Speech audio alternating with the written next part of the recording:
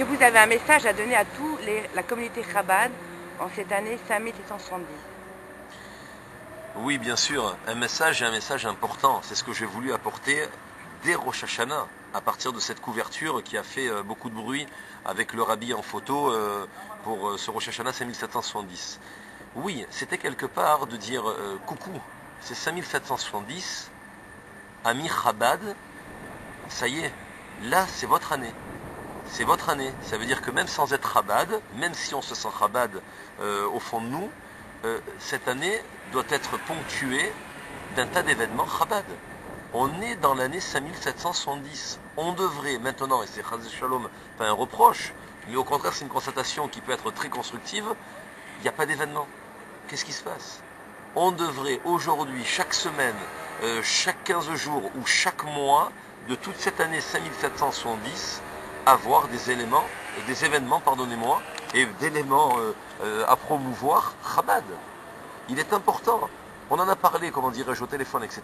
C'est vrai que tout le monde a été content parce que j'ai mis le poster, une double page au centre du magazine qu'on pouvait, comment dirais-je, décrocher du magazine et avoir. Et je sais qu'il y a plein de gens qui ont mis leur habit dans leur maison, dans leur bureau, etc. Et je suis très fier de cela, etc.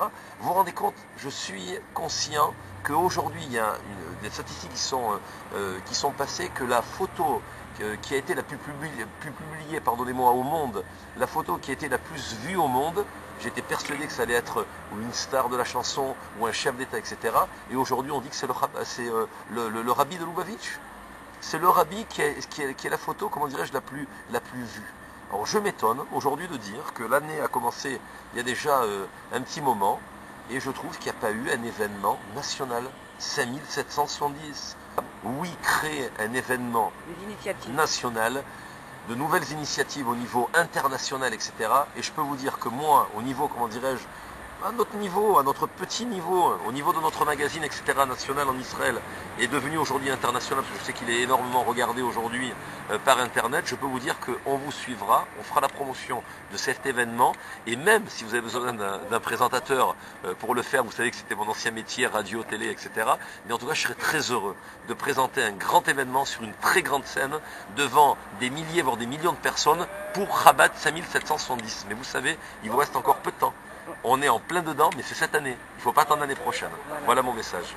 Voilà, donc il était important vraiment pour moi de mettre le rabbi, parce que c'était quelque part, je lui devais cela. Par rapport à tout ce que j'ai entendu, par rapport à sa vie, à tout ce qu'il a fait, à la lumière qu'il donne à travers le monde. Parce que bon, c'est vrai, physiquement, je ne pourrais peut-être plus comment dirais-je, le voir à New York, mais en tout cas, je sais qu'il est toujours parmi nous, qu'il est toujours là et qu'il est toujours vivant. Parce que les miracles continuent, on continue à s'adresser à lui.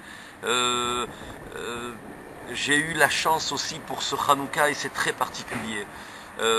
À la suite justement de ce numéro, parce qu'on parle de ce numéro spécial Rabbi, 5770, j'ai fait un reportage sur la maison du Rabbi. Vous savez qu'il y a un tout petit peu avant Tel Aviv, sur la route, là, au Kfar Chabad, en Israël.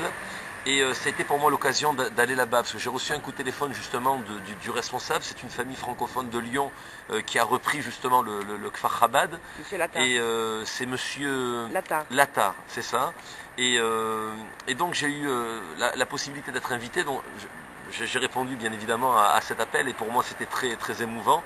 Et c'est tombé en plein Hanouka. Donc il y a pas de... on sait chez nous, il n'y a pas de hasard. Il fallait aller dans la maison du Rabbi. Peut-être je n'ai pas été à New York, mais en tout cas pour Hanouka cette année, pile 5770, je me suis retrouvé avec mon épouse et mes enfants à la maison du Rabbi. Et j'ai l'impression que bon, ben, tout ça, bien évidemment, c'est des messages. Il y a beaucoup de choses. Moi-même, il m'est difficile, c'est difficile de, comment dirais-je, de palper, de comprendre pourquoi cet attachement. C'est vrai qu'aujourd'hui, ma prière, le Shabbat est essentiellement, tout dépend des quartiers où on est invité chez les parents ou les beaux-parents. Vous savez comment ça se passe en Israël, ou même quand on est chez nous, ben, il y a des quartiers où, Baruch Hashem, il y a aujourd'hui de plus en plus de synagogues Chabad, et je suis attiré à aller faire ma prière chez les Chabad. Pourquoi? Parce qu'il y a une ambiance qui est particulière.